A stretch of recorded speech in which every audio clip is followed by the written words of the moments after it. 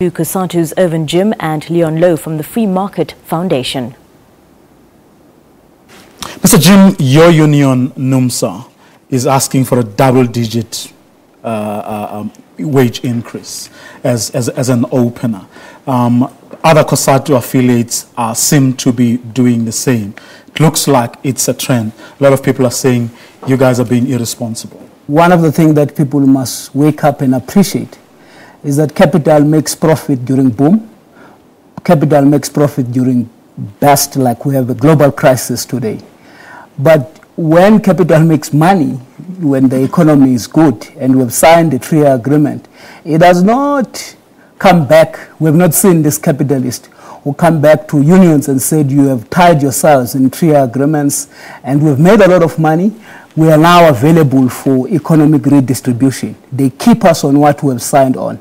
And I mean, you would appreciate that if you're looking to administer prices, even though people will talk about CPI and at the band of 6% or a little bit more or less, the bottom line is that if you're looking on food, on transport, on energy, and everything else, the workers have been on their own. The people to blame for low growth are the government of any country in the world, but the workers, of course, encourage the government. They're part of the government. COSATU is in government in South Africa, and it therefore is responsible for the economic policy of the country as a member of the alliance. And any country, anywhere in the world with low growth and poverty is due to bad economic policy. Good economic policy always and everywhere drives high growth rates and high incomes and full employment. That's what we should want for South Africa. Being an ally of government, you shouldn't be blaming business or capital. You should be blaming the government that you are, as he says, part of. No, I don't think that's the issue. I think this thing of sending the working class and the poor to sleep on the basis of growth nonsense has been said to us for years now. We have in the early 90s when we took over power, one of the things that as the movement, we're not running away about the fact that we voted for the ANC in 1994, and that can't be thrown back to us because who should we have voted for? For DA, who basically constitute an axis of the ruling class that exploit the very same working class that we're representing. But the truth is that one of the things that has not been dealt with, and people sometimes, like Market Foundation, when they speak as if when we talk about growth, we live in a society where there's growth through redistribution. When they say growth, they actually mean that growth profits for themselves, not for the working class and the poor in this particular country. Do you dispute that, Mr. Louw? Yes, completely. We haven't grown and boomed at all. On the contrary, we've stagnated while the rest of Africa is the highest growth region in the world, and they've achieved that by adopting free market policies.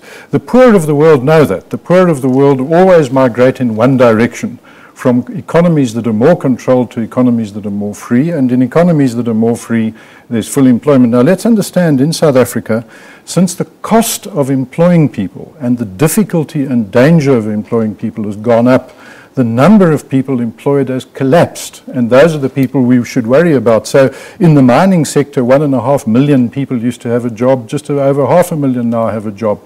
2/3 lost. In the agriculture sector, it's even worse. So if you want to employ people, there are 2 things you can do.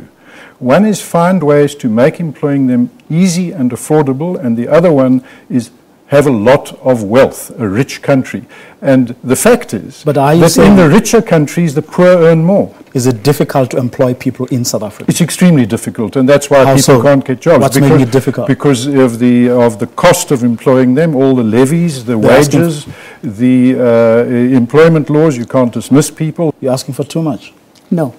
The truth is, there has been an attempt that this country is now experiencing the triple crisis of poverty, unemployment, and inequalities.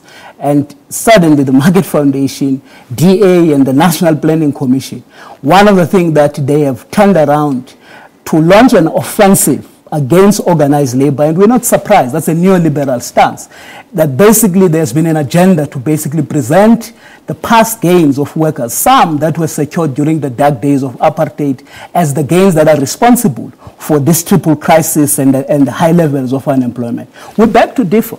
There are a couple of things that have caused this crisis. First, they champion neoliberal policies that liberalize trade, that remove exchange control, where money is taken out of this country, both legal and illegal in terms of capital flights. That's money that we need to be invested in productive sectors of the economy. We can bring back capital controls, that money can remain here. How prepared are you, though, to accept that there is something inherently wrong with the way, generally speaking, business does business? There's absolutely nothing wrong with it. A business simply makes offers to people, to consumers and to workers, which they can accept. Nothing whatsoever. No. To generalize about business. Let's take salaries. Let's take salaries of CEOs. Yeah. I mean, the CEOs who are earning loads and loads of money that these workers cannot even dream of having in their lifetime. You nor I know what to pay, and we're not the ones who are paying. The only people who know what to pay are the ones who actually pay. Now, the full interview can be viewed on www.sabc.co.za/news. Coming up.